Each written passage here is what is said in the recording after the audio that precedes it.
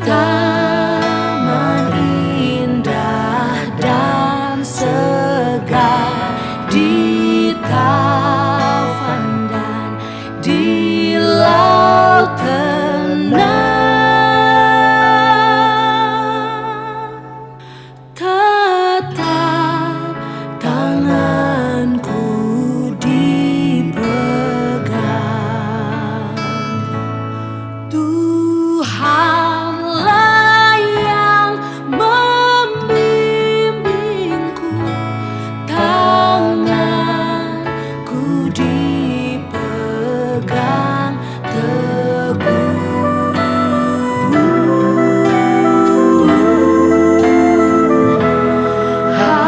Hatiku berserah penuh, tanganku dipegang teguh.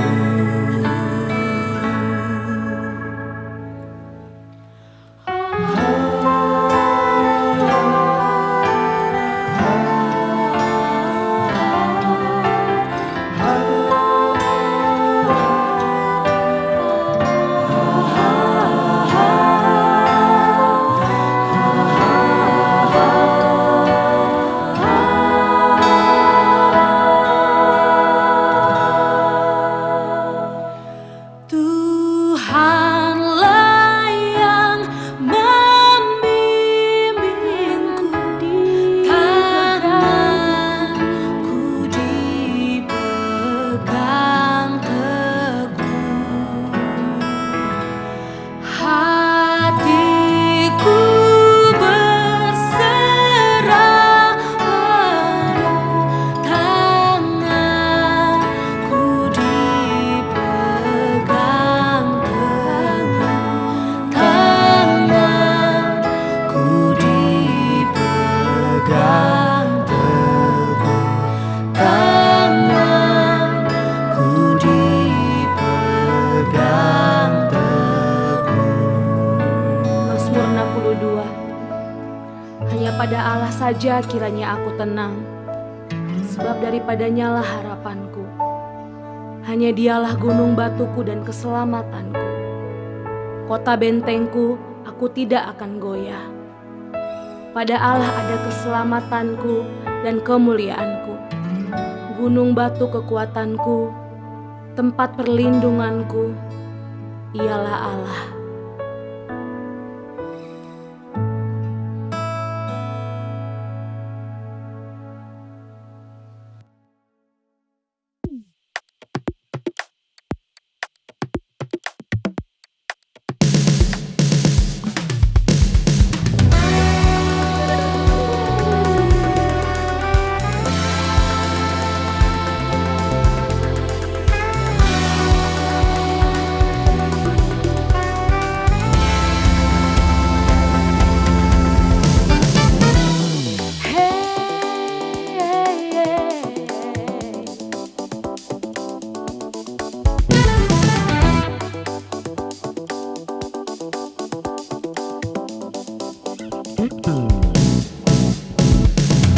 I'm reaching for the prize, I'm giving everything. I give my life for this, this what I live for. Nothing will keep me from all that you have for me.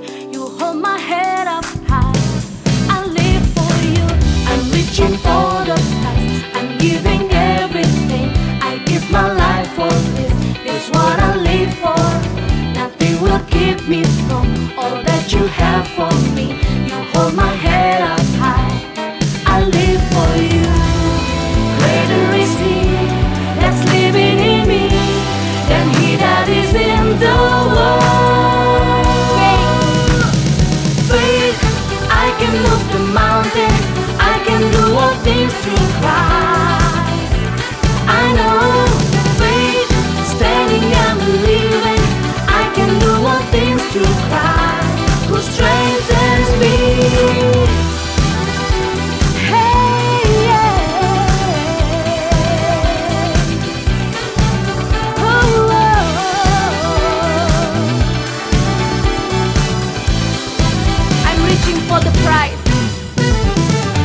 I'm reaching for the prize, I'm giving everything.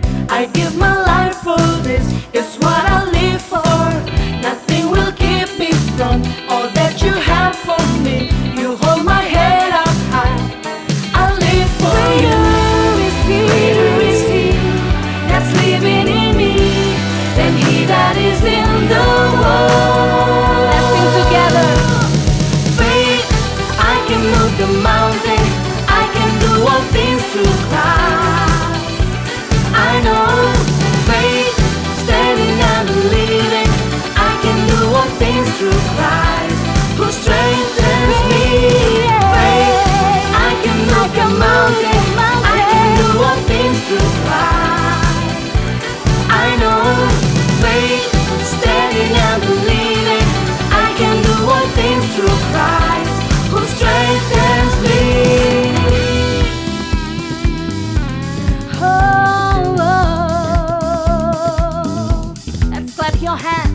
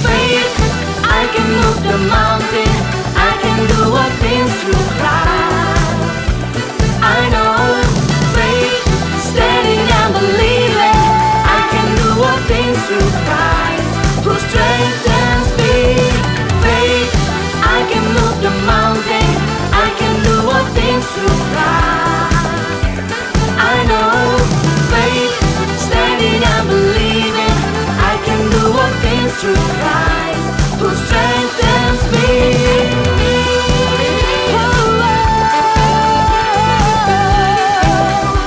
Greater is He living in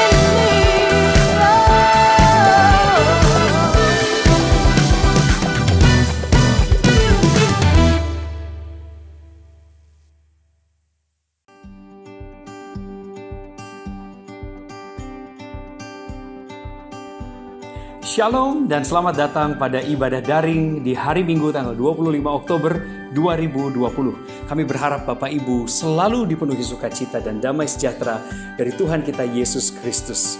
Setiap hari Minggu bergabunglah bersama kami di ibadah daring ini lewat youtube.com/nwechurch di jam 10 pagi. Hari Minggu jam 10 pagi. Ajaklah lebih banyak teman, sahabat, keluarga Anda untuk bergabung bersama dengan ibadah ini. Karena ini adalah hari Minggu yang spesial, di setiap bulan di hari Minggu terakhir gereja kita mengadakan a conversation. Inilah dia. Jadi ada pembicaraan, ada talk show yang membahas topik-topik menarik. Dan tentunya hari ini akan dilayani oleh Pastor Christo dan Pastor Raguel yang akan mengisi di bagian a conversation. Khotbahnya dalam bentuk diskusi dengan dua orang hamba Tuhan ini. Sehabis Church News tentunya kita akan masuk ke dalam ibadah A Conversation.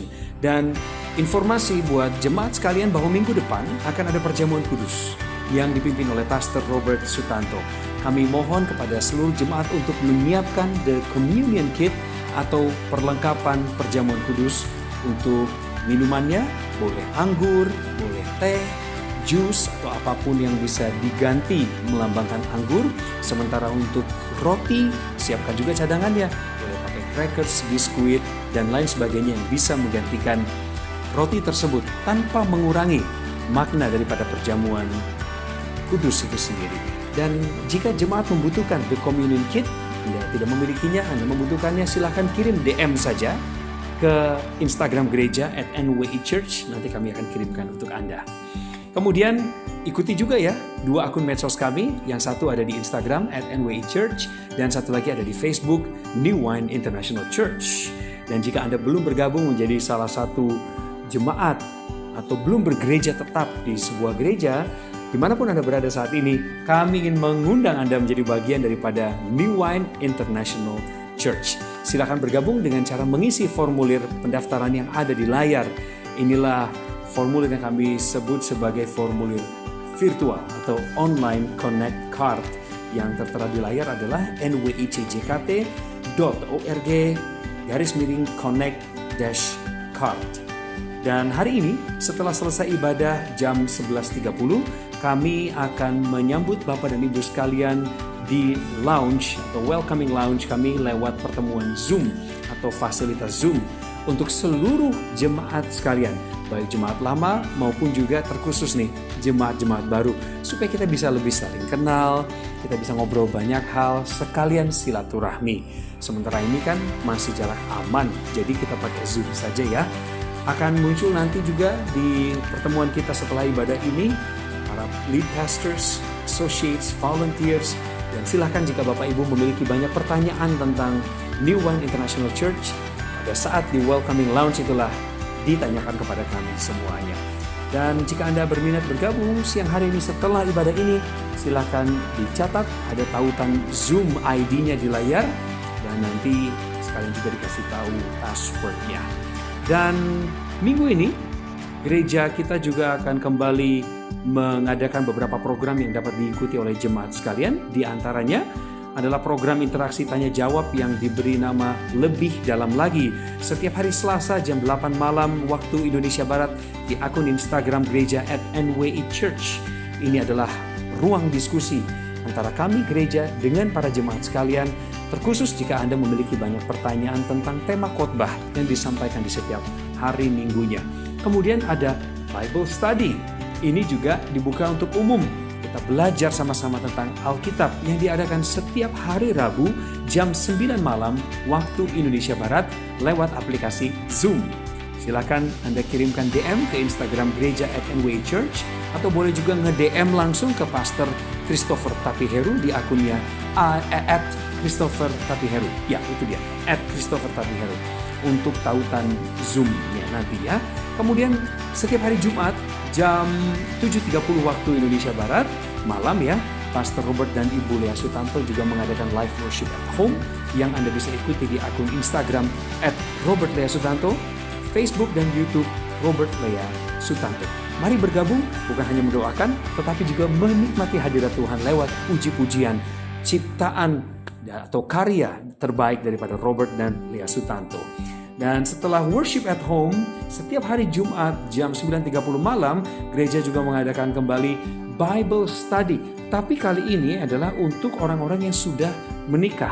Jadi ini untuk setiap pasangan yang menikah, yang kami berikan nama yaitu Sacred Marriage. Tentu diadakannya lewat aplikasi Zoom lagi. Silahkan Anda kirimkan DM ke @nwichurch atau @ChristopherTapiheru jika Anda berminat untuk mengikuti Bible Study ini khusus untuk pasangan menikah. Kemudian Discipleship Class Jesus Says juga diadakan setiap hari Sabtu jam 9 malam waktu Indonesia Barat lewat Zoom. Sama kalau Anda mau ikutan, DM kami ke @nwichurch atau DM pastor Anda @ChristopherTapiheru. Setiap persembahan, persepuluhan, atau donasi untuk dana pembangunan gereja dapat Anda kirimkan melalui transfer bank BCA atas nama GBI New Wine International di nomor rekening 002 308 1234. Demikian juga yang masih terus bergulir di masa pandemi ini, yaitu program Rp5.000ku. Dan jika Anda ingin menabur program Rp5.000ku ini, silakan ditransfer ke rekening BCA yang berbeda di nomor rekening 0700 177 696 atas nama GBI New Wine International. Dan jangan lupa untuk menyertakan kode unik di belakang nominal yang Anda transfer, yaitu 019. Dan tentunya di zaman yang serba canggih ini, Anda bisa memberi atau mendonasi menggunakan OVO, Dana, GoPay, atau juga dompet digital lainnya dengan cara memindai kode bar yang muncul di layar. Sekalian kami mau kasih tahu sama Bapak Ibu sekalian bahwa inilah bagaimana program Rp5.000ku sudah memberkati banyak orang yang membutuhkan selama masa pandemi ini. Ini adalah kali ke-14 gereja menyalurkan bantuan kepada saudara-saudara kita lewat dana yang Anda kirimkan di program Rp5.000ku. Seperti Anda saksikan saat ini di layar, ada banyak keluarga yang menerima bagian dalam bentuk sembako, telur, makanan jadi, vitamin, pembersih tangan, atau hand sanitizers, masker kain, dan juga sabun. Untuk laporan lebih lengkap lagi Anda bisa cek di Instagram dan Facebook gereja. Kembali kami ingatkan bahwa kantor sekretariat gereja saat ini masih dalam tahap work from home alias masih diliburkan. Tapi untuk pelayanannya nggak libur kok. Jika Anda membutuhkan pelayanan secara khusus seperti baptisan, konseling, penyerahan anak, ataupun ada doa tertentu yang dibutuhkan untuk kami dukung, silahkan menghubungi nomor khusus WA yang tertera di layar 0812 865 00101 dan juga 082 111 281931 yang akan menerima hubungan Anda, komunikasi Anda ini adalah Ibu Sylvia. Jadi jangan sungkan kontak Ibu Sylvia. Bisa juga kok lewat DM di Instagram. Dan kembali kami ingatkan, inilah akhir dari pengumuman untuk Bapak dan Ibu jemaat sekalian, jemaat New Wine International Church yang kami banggakan agar tetap mematuhi protokol kesehatan. Gunakan masker, gunakan juga yang baik tentunya ya, bukan scuba, bukan yang gampang ditembus oleh partikel virus, tapi yang layak sesuai standar kesehatan. Dan rajinlah cuci tangan dan tentunya menjaga jarak selama Anda harus bertemu dengan orang-orang di sekitar Anda. Kebersihan dirimu dan kebersihan lingkungan sangat menentukan masa depan Indonesia saat ini. Mari siapkan hati dan pikiran saudara, Bapak Ibu sekalian, untuk mendengarkan firman Tuhan yang akan disampaikan oleh hamba-hambanya berikut ini dalam A Conversation. Jangan sungkan untuk bagikan tautan YouTube ini kepada lebih banyak orang supaya mereka juga diberkati. Saya Coki Sitohang mengucapkan selamat beribadah dan mendengarkan firman Tuhan. Immanuel.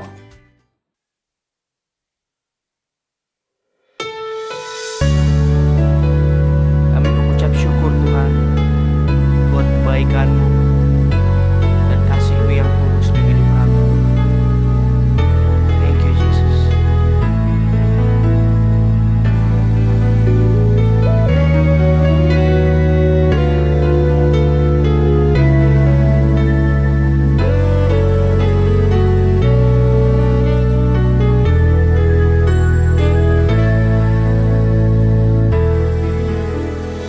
Rasakan kasih setia-Mu Tuhan saat Kau terima keadaanku. Dapat ku lukiskan kebaikan-Mu, layakkan ku memanggil-Mu Bapa. Kasih-Mu padaku lebih dari hidup, mengalir basahi hatiku yang haus, mengalir sekarang, mengalir selalu, penuhiku dengan kasih-Mu yang tulus.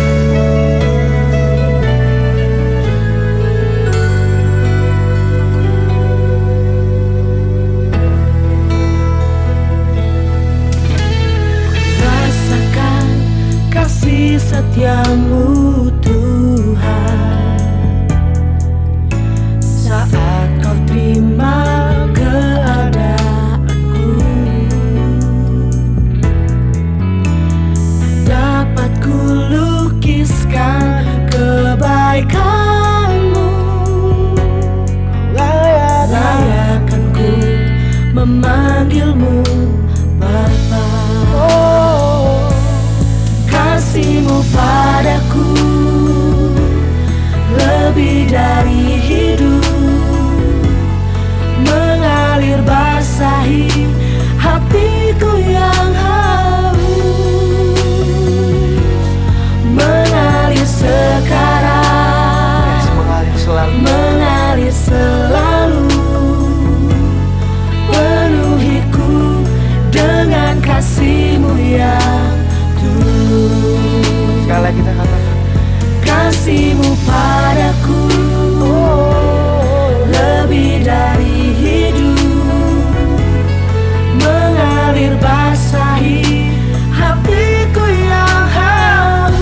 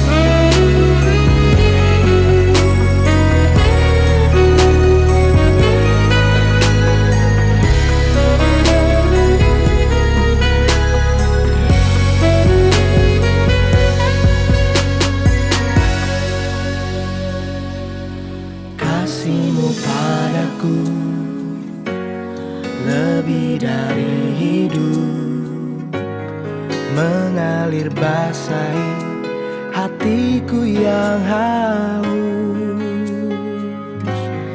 mengalir sekarang, mengalir selalu,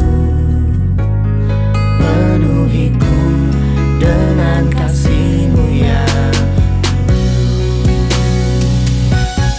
kasih-Mu padaku lebih dari hidup, mengalir basahi hatiku yang haus, mengalir sekarang, mengalir selalu, penuhiku dengan kasih-Mu yang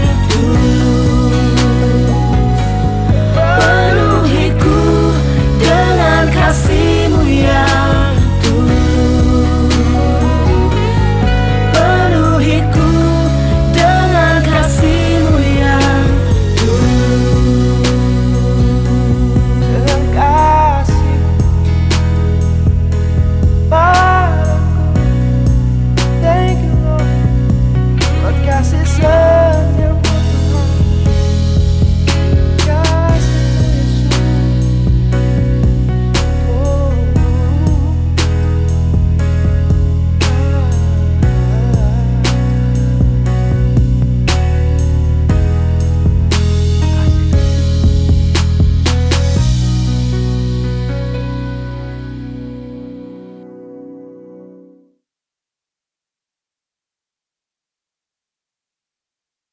Oke, selamat siang teman-teman, selamat pagi, siang, sore, malam ya bagi para yang datang di ibadah New One International Church. Dan selamat datang, saya Ragu Lewe dan ini Christopher tapi Heru. Dan hari ini seperti biasa bahwa kami ada conversation, tapi conversation kali cuma berdua. Dan kami harap apa yang kami bahas itu bisa menjadi sesuatu yang menarik ya, Toto ya. Iya. Dan tentunya exciting. Exciting. Yes, menarik betul. So kita memang kali ini kita bakal membahas tentang sudut pandang agak berbeda, yaitu kita bakal bicara tentang gereja. Kita semua kayak pernah kepahitan sama gereja ya. Lu pernah kepahitan sama gereja nggak sih? Pernah lah ya. Pernah, siapa sih enggak sih? Gue juga pernah gitu kan. Manusia gitu loh, mengecewakan. Pada akhirnya the church is you kan. Ya, when the church Manusia. is you, ya lu mengecewakan Pasti. ya pasti mengecewakan. Siapa yang kagak sih? Iya. So, tapi sebelumnya saya mau share bahwa teman-teman gini, apa yang bakal kami bahas itu sebenarnya sudah tertuang di podcast yang kebetulan saya dan rekan saya Denny Gamadi bikin, yaitu Let's Talk About Church Podcast. Ya, ada di Spotify dan ada di digital yang lain, dan kami bakal khusus membahas soal gereja karena kami percaya bahwa saya nggak tahu apa pendapat saudara tentang gereja. Banyak orang datang ke gereja untuk berbagai macam alasan. Biasanya mereka datang untuk dapat sesuatu, to feel something, untuk dapat apa. Tapi saya percaya bahwa walaupun gereja banyak melukai, saya juga pernah luka sama gereja. Tapi saya percaya bahwa gini, yang bikin gereja itu bukan presiden. Yang bikin gereja itu bukan apapun, tapi yang bikin gereja itu Tuhan Yesus sendiri. Firman Tuhan bilang, di atas batu karang ini aku akan mendirikan jemaatku. Dan kalau bahasa Inggrisnya, upon this rock I will build my church. Ini menarik bahwa Yesus nggak bikin non-profit organization. Yesus nggak bikin upon this rock I will build my business. Upon this rock I will build my social club. Nggak. Dia bilang upon this rock I will build my church. So kamu mungkin nggak selalu suka sama gereja, tapi gereja itu Tuhan yang bikin. Dan kalau misalnya kita mengasihi Tuhan, saya percaya bahwa kita perlu mengasihi yang Tuhan sayang. Ya, seperti salah satu buku tentang gereja yang pernah aku baca yang powerful, dia tulis the church is God's plan A and God has no plan B, right? Karena Tuhan nggak punya rencana, nggak perlu rencana cadangan, karena rencana Dia udah pasti yang paling benar.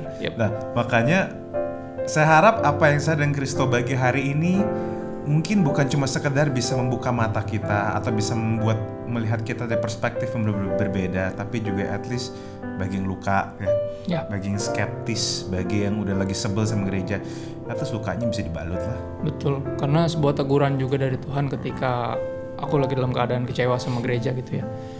Tuhan bilang, kamu gak bisa mengaku mengasihi saya, menghormati sang kepala, tapi membenci tubuhnya. Iya. Dan gereja adalah tubuhku kata dia, walaupun nggak sempurna. Lu bayangin gak sih kayak kepala disayang-sayang tapi badannya suka dipukulin Kan aneh. agak-agak absurd ya. Lu Iya, psikopat kayaknya. Ya, atau kayak orang suka sama lawan jenisnya tapi dia cuma suka mukanya, badan dia nggak suka gitu kayak.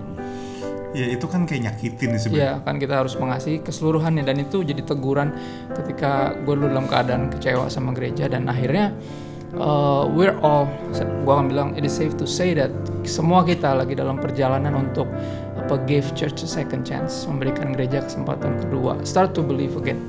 Itu kita semua dalam perjalanan itu. So mudah-mudahan percakapan ini bisa ya memulihkan lah, memulihkan luka, memulihkan ekspektasi juga. Karena seringkali lukanya ada karena ekspektasi yang ngaco. Ekspektasi berlebihan ya. Yeah. Sekali lagi karena memang kalau church is you, kita harus bilang bahwa you bikin salah terlalu banyak. Yes. Jadi bisa dibilang semua kita manusia dan manusia punya kesalahan.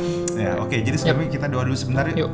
Oke, Bapa, kami berdoa supaya percakapan kami bisa membangun, bisa menguatkan, bisa membalut dan bisa membuka perspektif yang baru. Yes. In Jesus name we pray. Amen. Amen. Oke, gue mungkin bakal share sedikit dari khotbah gue minggu lalu tentang the art of growing karena ada nyambungnya juga. Yep. Jadi firman Tuhan bilang bahwa di Matius 5:48 bilang, "Karena itu haruslah kamu sempurna sama seperti Bapamu di surga adalah sempurna." Ini adalah ayat yang paling bikin deg-degan banyak orang Kristen. Maksudnya kayak siapa sih yang sempurna?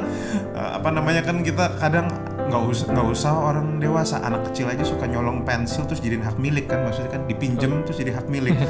Nggak ada yang sempurna. Tapi kalau misalnya kita ngelihat keseluruhan ayat ini, beberapa penafsir bilang bahwa ini bicara tentang mengasihi tanpa diskriminasi sebenarnya. Makanya Tuhan bilang bahwa ya kalau misalnya kamu cuma baik sama orang yang baik sama kamu, ya kamu bedanya apa sama orang? Betul. Kalau misalnya kamu cuma gini doang, peduli sama orang yang baik, tapi sama orang yang nggak setuju sama kamu nggak suka, terus lu apa maksudnya? Ya, bedanya apa? Maksudnya lu penjahat juga bisa. Makanya ada satu statement yang menarik dari anak-anak urban, ya kan dia bilang gini, my attitude is based on how you treat me. Dia bilang bahwa kelakuan gue itu tergantung sama cara lu memperlakukan gue. Terus makanya gue nanya lagi, oke kalau gitu lu yang mana? Baik lu cuma conditional gitu dong. Berarti gue harus hati-hati sama lu karena lu tuh gue nggak tahu lu baik apa jahat sebenarnya. Jadi kayak I don't know maksudnya. Jadi sebenarnya lu yang mana? Terus jadi bayar lu cuma kondisional. Terus beda lu sempat nagih utang sama drug dealer apa kan? Drug dealer juga baik sama orang yang baik sama mereka. Jadi ya jadi lu nggak perlu jadi orang baik. Nah ini yang menarik bahwa Tuhan menantang kita untuk mengasihi orang walaupun mungkin tuh orang nggak setuju sama kita. Tentu bukan berarti kita harus deket-deket sama dia. Tentu kadang mungkin perlu ada distance, perlu ada apa-apa. Tapi tetap hati kita terbuka untuk mencoba kasih menaruh nilai di dalam mereka. Dan ini menarik, makanya ini gue percaya bahwa you show perfect love when you love imperfect people. Lucu ya. Dan bahkan di Matius 19 ayat 2 Yesus juga bilang kalau kamu mau sempurna jualah semuanya dan ikutlah aku. Jadi bahwa ini bicara selalu tentang kasih. Dan makanya untuk bisa mengasihi kan nggak mudah, nggak cuma butuh motivasi, nggak cuma butuh harus diomongin doang, tapi butuh kedewasaan juga. Dan kedewasaan itu kita percaya bahwa itu bicara tentang salah satu bukti kedewasaan adalah kita menyadari dan kita menerima bahwa orang nggak ada yang sempurna. Iya kan? Kalau misalnya kita masih anak kecil, kita ngeliat orang tua kita bahwa orang tua gue kok begini, gini. Pas kecil kayak mereka sempurna, pas dewasa kok ini nyebelin, kolot apa. Tapi when you grow up, you realize your parents is just another human being who loves you, yang sayang sama lo. Walaupun mereka masih annoying sampai sekarang, cuma maksudnya mereka sayang sama lo dan dengan segala ketidaksempurnaan mereka dan mau berusaha mengasihi lu dengan sempurna. Pengorbanan mereka dan apa dan kayaknya ini yang Bapak di surga mau kita lihat bahwa lo nggak usah tengil, just learn to love people. Orang ada maksudnya gini, orang butuh ditegur, orang butuh apa, tapi lebih dari itu orang butuh lebih dikasihi sebenarnya. Nah, maka di Efesus 4:13 juga bilang bahwa sampai kita semua telah mencapai kesatuan iman dan pengetahuan yang benar tentang anak Allah, kedewasaan penuh di tingkat pertumbuhan sesuai dengan kepenuhan Kristus. Nah, orang dewasa lah yang perlu belajar, yang bisa mengasihi. Yang karena memang kalau orang dewasa bisa ngatur ekspektasi mereka, dan orang dewasa yang tahu kalau melakukan hal benar itu karena memang itu benar. Itu benar. bukan cuma karena apa-apa, bukan cuma karena disuruh emaknya, bukan karena harus segini, bukan kamu melakukan firman Tuhan karena ini kamu takut masuk neraka atau takut ditolak Tuhan, bukan, tapi karena kamu this is right, ini benar, memang nggak selalu mudah, tetapi ini ujungnya adalah sebuah kebaikan.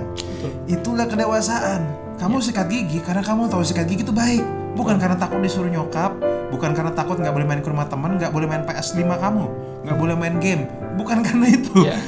Jadi itu kan anak kecil kan harus dimanipulasi dulu. Nah makanya gue percaya bahwa the real church, sebenarnya the real church itu apa sih? Kalau kita lihat di Alkitab, the real church is always about people. People who learn to bear with one another sebenarnya. In imperfection. That's right. Learn along the way dalam kedewasaan, sepanjang jalan belajar untuk mengasihi, saling mengasihi dengan sempurna. Betul. Karena masalahnya gini, orang tuh gimana ya? Orang tuh setiap kali mereka datang, mereka selalu bilang kamu kurang ini, kurang itu. Orang bukan butuh untuk dikasih tahu kurang-kurang ya. Sebenarnya sebelum dari apapun orang butuh dikasihi. Karena memang life is not easy. Hidup itu nggak mudah.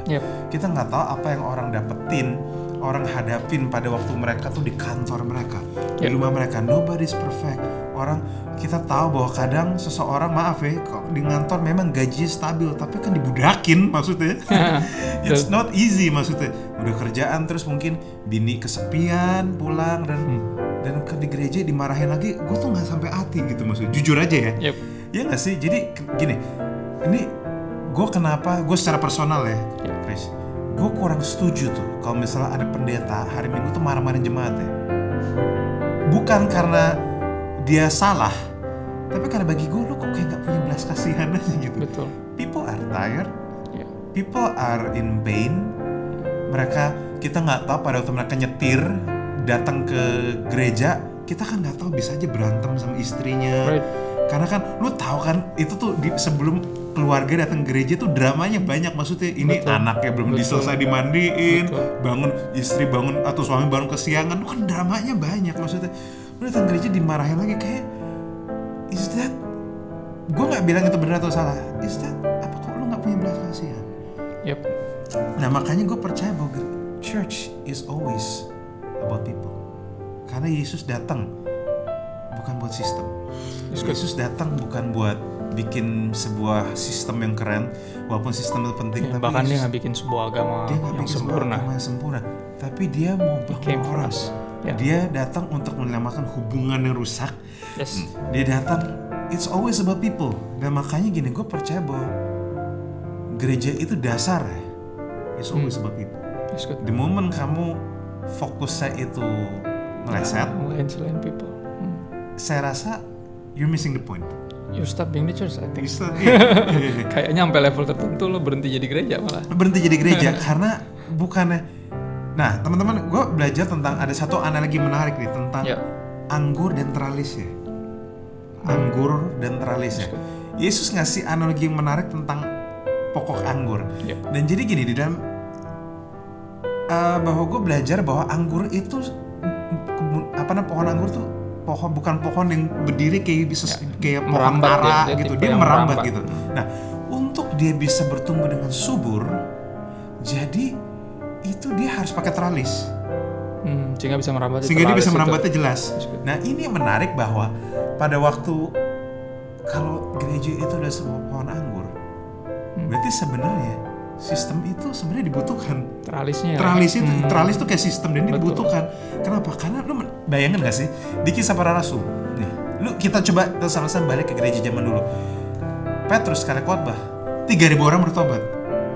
I think it is the first mega church nih. How can you manage 3.000 orang di hari yang sama? Satu hari doang tiba-tiba. Iya kan, maksudnya gue soalnya gini Chris, gue sempet dengar ada satu orang bilang, udah gereja nggak usah ada sistem, ngalir aja, tunggu Roh Kudus. Dan pasti karismatik tuh. Iya, itu karismatik banget ya. Bahkan gue pernah dengar dengan kuping gue sendiri, ada seorang keyboardist dia bilang ngomong sama worship leader, Pak lagunya apa? Worship leader tau nggak bilang apa? Dia bilang gini, tunggu Roh Kudus ngomong. Astagfirullahaladzim. Roh Kudus siapin playlist lu gitu. Bayangin tegangnya tuh keyboardist kayak apa. Jadi kayak Roh Kudus itu bukan cuma comforter, dia DJ juga, dia bikin playlist gitu. Maksudnya kayak Kayaknya nggak, is that all? Maksudnya apakah harus kayak gitu? Tapi analogi kebun anggur dan teralis itu menarik. Karena untuk bisa pohon anggur berkembang dengan baik butuh teralis. Betul. Tetapi ingat, guna teralis itu supaya pohon anggurnya berbuah. Jadi pada waktu orang datang kebun anggur, yang dipamerin bukan tralisnya, exactly. tapi anggurnya. Yep. Teralis penting nggak untuk dibersihin? Penting. Diganti penting nggak? Penting. Tapi bukan supaya tralisnya keren, tapi supaya anggurnya bertumbuh. Betul. Jadi gini, gue percaya bahwa sistem itu penting nggak? Sepenting itu. Ya. Makanya kalau lu lihat di kisah para rasul 6 gue nggak salah, di kita dengar bagaimana ada janda-janda yang merasa tidak dilayani dengan baik. Betul. Dan makanya bahkan beberapa kayak rasul-rasul tuh kayak burn out, dia begini, udah deh kita balik ngajar deh, kita pilih orang yang untuk buat ngurusin deh, kita ngajar aja deh. I think it's system. Yes. Jadi kalau misalnya nggak ada sistem itu, bayang betapa berantakan itu mega church, kayak mega sinagog mungkin ya, 3.000 orang. Ya kan, jadi kayak, dan tapi makanya gue percaya begini, sistem dalam gereja itu penting, manajemen, gedung yang bagus, LED, alat mesin bagus, itu semua penting. Tapi gunanya itu supaya for the people. Exactly. Jadi pertanyaannya kita percaya gini, bahwa ini pertanyaan yang sering kita ngomong bahwa sebenarnya people for the system or system for the people. Dan gini, gue tahu bahwa semua orang tuh beda-beda. Ada yang bilang bahwa kalau orang yang people oriented pasti bilangnya orang dong yang penting. Tapi kalau task oriented bilang sistem harus penting, harus rapi dan sebagainya. Tetapi gue ngerti hal-hal itu. Cuma gini, if you are in the business of church, and then you are in the business of building people, outputnya itu bukan sistem. Outputnya itu selalu orang. Jadi bagi gue, ukurannya itu bukan LED-nya gede atau gedungnya gede, walaupun itu bagus ya. Tapi ukurannya adalah berapa keluarga yang nggak jadi cerai. Exactly. Berapa keluarga yang bisa menikah dan sudah belasan tahun hidup masih bisa mempertahankan pernikahannya. Berapa orang yang dibaptis. Jadi bagi gue ukurannya bukan berapa orang datang, berapa orang dibaptis dong. Yang declare bahwa publicly, gue adalah I'm yours Jesus. Kayak miskin sakit sehat. Kayak miskin sakit sehat itu I'm yours. Jadi bukan soal kalau kamu cuma jemaat 5.000, 6.000 tapi baptisannya cuma 10-20, you are in big trouble bagi gue. Apa yang terjadi? Ya, jadi bagi gue, nah maksudnya makanya gue percaya bahwa gue sempat baca satu buku, dan buku ini gue lagi renungin baik-baik tentang the trellis and the vine, dan ada 11 prinsip yang kita bakal bahas sama-sama. Nomor 1, dari menjalankan program menjadi bangun orang. From running programs to building people. Ini bagi gue sangat menarik. From running programs to karena gini, gue sampai detik ini dengar banyak gereja yang fokusnya bikin program. Salah nggak sih? Ya nggak salah lah, memang harus punya program. Kalau nggak punya program bodoh juga maksudnya. Betul. Tapi fokusnya ini bukan di programnya, tapi bagaimana programnya bisa diimplementasikan untuk bangun. Betul. Jadi engagement itu penting. Bagaimana bukannya orang suka tapi orang nyangkut. Betul. Bagaimana tujuan helpful buat mereka. Iya, helpful bagi mereka. Jadi bagaimana tujuan utama sebuah gereja bukannya bikin program, tapi bikin program yang bisa bangun orang. Betul. Jadi it's always with the people. Nah, nomor 2, daripada running events to training people. Jadi kan banyak gereja cuma show-nya tuh bagus, showmanship-nya tinggi. Iya. Wah, harus keren. Betul. Tapi pertanyaannya, kenapa harus keren? Abis itu dapat apa juga orang? Abis dapetin ketika mereka datang ke show, kalau itu sebuah show ya, mereka dapat apa? Cuma dapat kesenangan, euforia singkat. Tapi training itu kan beda, kan menghasilkan orang yang train. Nah, makanya ini yang kita perlu ngerti bahwa training people, maksudnya daripada kita fokus pada show yang bagus, lebih baik kita training people. Dan suruh mereka bikin eventnya harus bagus. Karena kalau eventnya bagus, kamu belajar sesuatu di sini. You learn something di sini. Jadi bikin show, bikin ibadah keren itu bukan for the sake of ibadah ya, tapi for the sake of people belajar, memperlengkapi terbaik, memperlengkapi. Sehingga one day mereka yang akan melayani sebenarnya bisa melayani, jadi belajar. Dan gue rasa ini sebenarnya menarik bahwa orang tuh cuma show yang dilihat, tapi padahal for training people lah. Dan nomor 3, from using people to build people. Oh, ini sering banget ya. Oh, ini apa ya? Khususnya di kalangan para pekerja seni sih. paling sering ngerasa dimanfaatin dalam hal ini. Iya paling sering kan. Ya Oh, maksud gue di sini cuman dimanfaatin aja gitu. Padahal mestinya semua talenta yang ada emang dipakai buat Tuhan gitu. iya banyak kok orang-orang kayak oke kamu urus ini ini buat pekerjaan Tuhan kan, buat gini-gini. Sehingga orang tuh kayak kesannya bukan di grow tapi di abuse. Exactly. Soalnya gini, kalau growing people itu bukan cuma bicara soal lu pakai potensi mereka, Ya. tapi juga bicara lu bangun relationship sama Ya, mereka. lu bangun peduli diri sama- mereka sehingga mereka pakai potensinya untuk melayani. Right? Iya, you Ya. build them.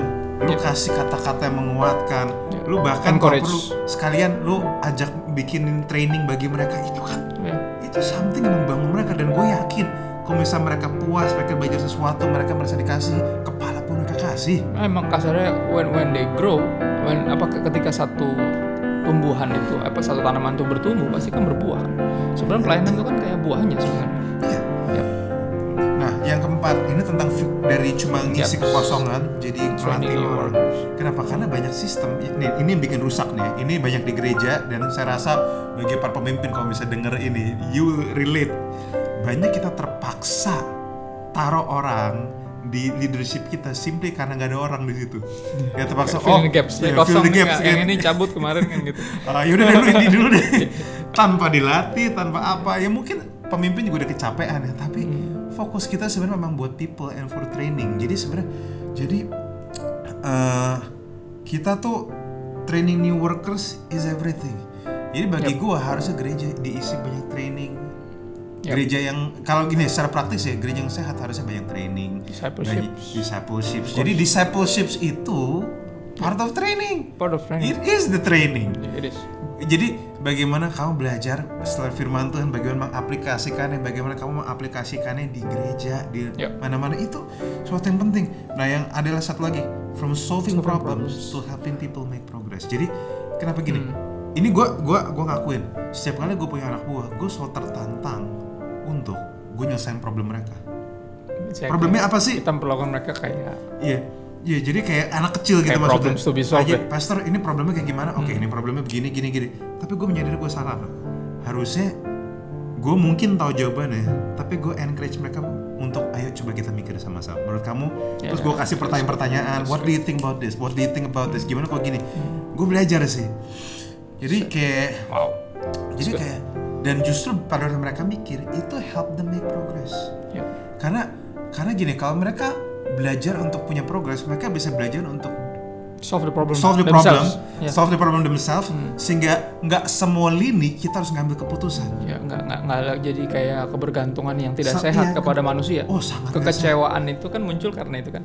Yeremia 17:5 bilang terkutuklah orang mengandalkan manusia, kekuatannya sendiri, hati yang menjauh dari Tuhan. Seringkali. Nah, karena kebergantungan tadi. Soalnya ini menarik, teman kita ya, Pastor Pendeta Yohanes Nahuai, ini ngomong sesuatu yang menarik. Dia bilang gini, dulu gerejanya dia, Power Saron kan, dia bilang untuk potong dahan pohon aja harus nanya gembala dulu. Kan gila maksud gue. Daun pohon tinggal potong aja. Tinggal potong aja maksudnya. Exactly. Itu kan kenapa, pertanyaan gue, kenapa harus nanya gembala dulu? Berarti kan decision makingnya tuh kan di setiap lini nggak ada, maksudnya semua tuh Harus kesentralisasi ke gembala.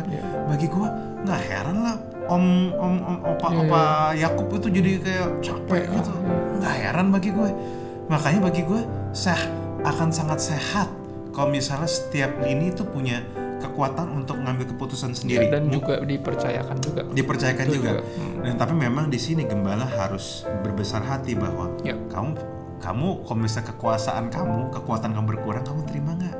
Exactly. Nah, nyambung ke poin berikutnya sebenarnya, ya nggak sih? Iya. Tentang ini kan, tentang from clinging to ordained ministry to developing team leadership. Iya. Right? Ini nggak sih? Mendelegasikan gitu loh. Jadi team leadership. Jadi tiap-tiap ini ada bagian yang kalau mau motong pohon atau beli mobil, udah bagian itu yang mesti yang lu bahas di podcast tentang keputusan makro, mestinya gembala tuh ngurusin yang itu. Yang makro, yang mikro biar yang ngurusin team leadership tadi. Masa bagi gua kalau seorang gembala ngurusin Pak beli selotip apa enggak, itu kelewatan sih bagi gua sih. Pak beli selotip gimana Pak? Selotipnya merek apa Pak? Selotip merek kan itu kelewatan bagi gua. No. That's what pemimpin lini situ yang lakukan. Maksudnya kalau misalnya pembayaran di bawah 1 juta, kasih orang lain lah yang mutusin. Kalau di atas 1 miliar, di atas 2 miliar, nah baru gembala mikirin maksudnya. Nah, tapi Soalnya bagi gue ini bikin lelah dan juga tanpa sadar ini nggak sehat buat gembalanya. He has too much power sehingga akhirnya gembala itu jadi Tuhan di gereja itu. Sorry ya. Kultus individu. Padahal gini, gimana pun juga gembala itu gimana pun sebenarnya pekerja sama seperti yang lain. Cuma kebetulan keputusannya lebih makro aja. Sebenarnya itu perbedaannya. Jadi gembala pun bagi gue harus terima kenyataan bahwa you are not in control of everything, and it's good. It's good and you're not in control. It's good. Of everything. It's good that you are not in control of everything. Itu harusnya kamu bangga, berarti leadership kamu jalan. Kamu tinggal mikirin yang kecil-kecil, yang gede-gede aja. Jadi saat kamu mulai bangun tim, ini yang penting. Jadi gembala itu udah mikirin visi jangka panjang, yang jangka pendeknya biar yang lebih mudah. Sedihnya tapi di prakteknya ada aja beberapa gereja yang parno justru. Jadi ketika bikin komsel misalnya, dia takut ada raja-raja kecil yang mulai bangkit nanti nyaingin dia. Gue bilang ini gembala atau Herodes gitu kan. Maksudnya dia sebenarnya sangat insecure gitu. Harusnya kan leadership, nama juga leaders kan, orang-orang yang secure justru. Ketika they build, gini, orang yang insecure nggak bisa build people. Ngerti nggak maksudnya? Dia nggak akan tertarik dan justru takut kalau gue build people ntar dia nyaingin gue kan gitu. Orang itu pemimpin tuh harus belajar secure, aman dengan dirinya sendiri. Bahwa dia punya batasan in Christ. Dia punya batasan. Yesus aja ngomong kok bahwa suatu saat I believe kamu akan melakukan perkara lebih besar daripada aku. Yesus aja ngomong kok. Dia aja secure aja kok. Bahkan lu perhatiin nggak? Kalau buat orang luar, kekristenan dibangun sama dua orang kesannya, Yesus dan Paulus. Tapi kayak Yesus nggak insecure, santai aja gitu, maksudnya kayak oh Paulus jadi besar, ya that's good, dia taat sama gue kok, dia melaksanakan kehendak gue, I'm okay with that. Maksudnya tidak ada petir menyambar dari langit bahwa bilang I'm insecure with people. Nggak ada. Justru itu tujuan dari discipleship. Makanya discipleship dan leadership itu sebenarnya nggak bisa dipisahin. Building team dan sebagainya. Nah, makanya I love what you do tentang mulai Bible study lagi. Teman-teman, for information, Pastor Kristapi Heru sekarang udah mulai bikin Bible study lagi tiap Rabu ya, Mas? Yes, tiap Rabu. Tiap Rabu dan jam berapa? 9. Jam 9 malam. Kenapa? Karena biasanya kan orang-orang mulai relax jam 9 malaman ya. Iya, karena materi sebenarnya udah ada di YouTube aku. Jadi kita pas ketemu tuh tinggal ngobrol aja. Apa yang udah diajarin. Jadi bukan kayak kadang kan ketemunya dulu baru introduction-nya, terus baru pengajarannya kelamaan. Jadi ini tinggal ngobrol sebelum tidur lah ya gitu. Istilahnya. Jadi benar kayak benar. nyantai sebelum tidur. Iya, gue inget tuh habis tadi tuh Minggu ya. Bodo amat lah. Oke. Jadi ini sesuatu yang menarik teman-teman, dan gue rasa ini cukup menarik karena gimana pun sebanyak gereja Bible study masih kurang dulu. Tapi lu pakai sudah di YouTube dulu, baru bisa kita let's talk about it. Karena itu kuncinya sebenarnya it's building people. Karena seringkali kalau cuma satu arah begitu, cuman kayak feed them with knowledge, tapi bukan transfer yang penting gitu loh, pengenalan terus excitement. Itu sangat menarik. Itu keren sih. Jangan-jangan nanti lu bisa loh nanti abis lu bikin abis tadi mereka udah lihat, lu bisa tunjuk satu orang, oke, lu yang sharing pendapat lu tentang ini apa. Itu seru sih. Exactly. Itu yang sering kali dilakukan juga. Dan it's powerful. Nah ada lagi, makanya from church politics to forging ministry partnerships. Jadi dari kita cuma fokus di politik gereja, muter ini, tapi kita belajar untuk berpartner dalam ministry. Karena pada akhirnya gini, bahkan dengan gereja lain, dengan ministry lain. Kenapa? Itu menunjukkan secure-nya justru. Yang secure itu bisa kayak gitu karena nggak semua kita bisa jangkau. Betul. Faktanya memang gitu. Dibutuhkan semua orang untuk menjangkau semua orang sebenarnya. Karena gini, politik gereja itu seakan-akan yang pendeta lebih, tapi atau ya tadi kalaupun mau bikin sesuatu bawa nama gerejanya, kayak jangan lupa ya cantumkan logo gereja saya di mana gitu kan, buat satu kayak what?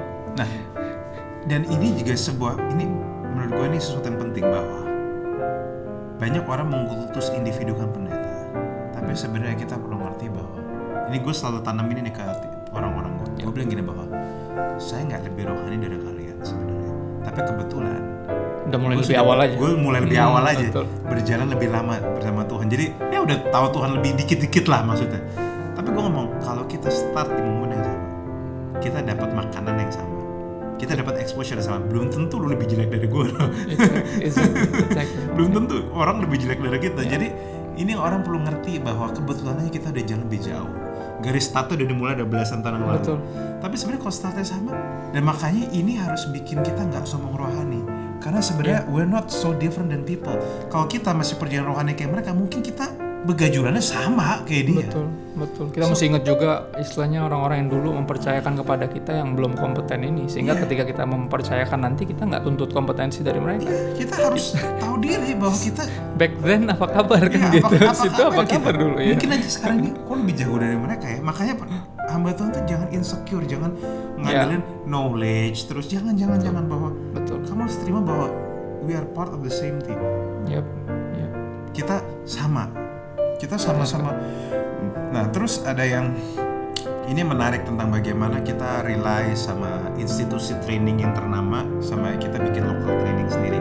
Ini memang pada awalnya kita perlu lah sama training di luar, sama orang-orang. Outsource. Tapi lama-lama outsource. Tapi lama-lama kita harus belajar untuk melatih orang untuk dari dalam bikin training sendiri. Ya pada akhirnya kita melihat apa yang Tuhan percayakan di kita gitu loh. Jangan kayak ngelihat apa yang kita nggak punya, tapi justru start with what we have. Dan itu 502 ikan dimulai dari 502 ikan gitu. Mereka melayani sehebat itu, dan kita harus ngelihat gitu. Di dalam kita lihat, dan kita belajar untuk saling memperlengkapi di dalam dulu, di dalam keluarga ini. Gitu.